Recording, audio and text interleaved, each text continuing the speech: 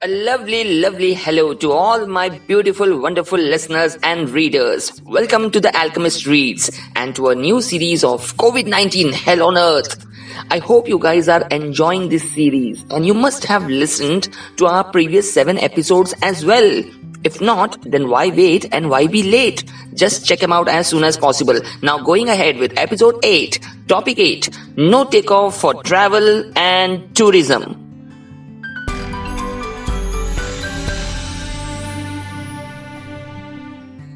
In this Covid-19 era, we all know that airline industry and the travel and tourism industry will be the last ones to fully recover from the devastating impact of this pandemic.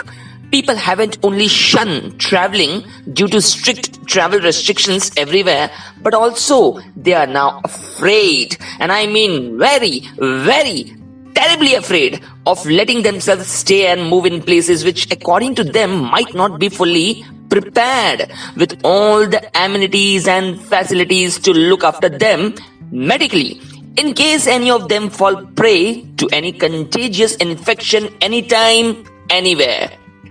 This fear-mongering has now been amplified by the relapsing of patients who had initially recovered when they had gotten infected by coronavirus or are now getting hit by the second wave of Covid-19 arriving in certain countries and tourist destinations.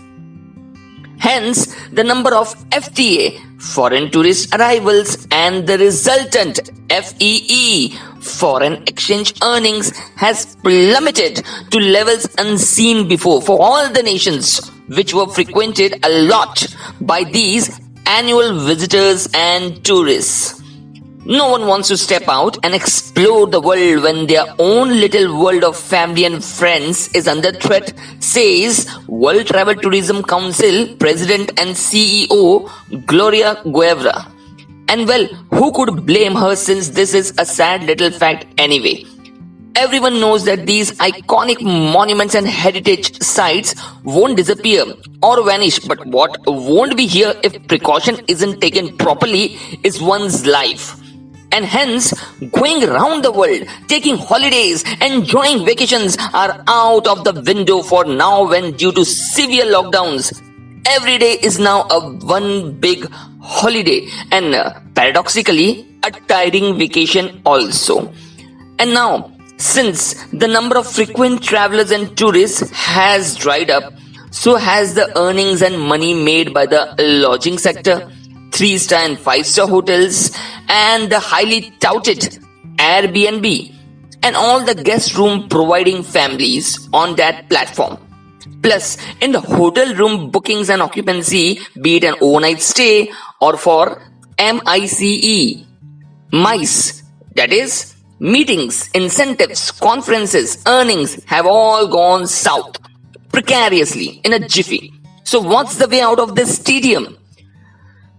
Because the other businesses are also getting killed in this industry, like cruise ships, wedding events are the typical social events of a calendar year, and with the economies in coma due to severe lockdowns and the governments not allowing any sort of big public gatherings, events and mass, due to that place becoming a cluster or a hotbed of epidemic virus. So the way ahead is less cutting down of staff members but more cutting down of fees charged for the premium experience of living in a 5-star luxury hotel for the common folks, thus attracting a sea of middle class people for scratching that itch of having an experience of living in a 5-star hotel for once in their lives. And in turn, the hotel management keeping that big engine churning and systems moving in their premises. I know this sounds far-fetched, but trust me, this is one easy way of maintaining that decorum and discipline of hotel management among the staff and other workers. Cutting jobs, not paying salaries, or simply asking people to take retirement or leave the workplace isn't a healthy way of trying to survive in the market, rather letting the place run the way it's supposed to be.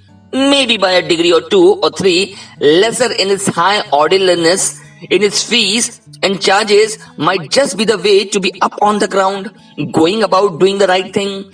Also, the same could be done by these travel and tour agencies. Give unbelievable attractive packages and offers to customers, so much so that everyone not only fancies these travel adventures but also take on their friends, colleagues, and acquaintances with them on it. Rather than the push gig, now these companies have to think about the pull way of economy.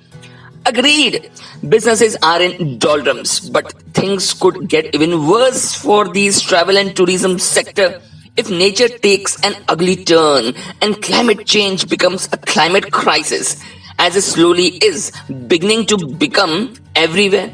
These hoteliers also have to start thinking how to tie up with companies with 3 to 5 years long duration contracts to hold and host all their events in the least amount of money charged as per their competitors and the most amount of satisfying service provided. I know it's a fine line, but that's how the cookie crumbles. So guys, this was today's podcast. I hope you must have enjoyed it, you must have liked it. I hope it would have been helpful to you in some ways, some manner. And please do check out all our previous episodes also. They are there for your pleasurable listening, and hope to see you in future episodes. Okay, so the Alchemist has left the building.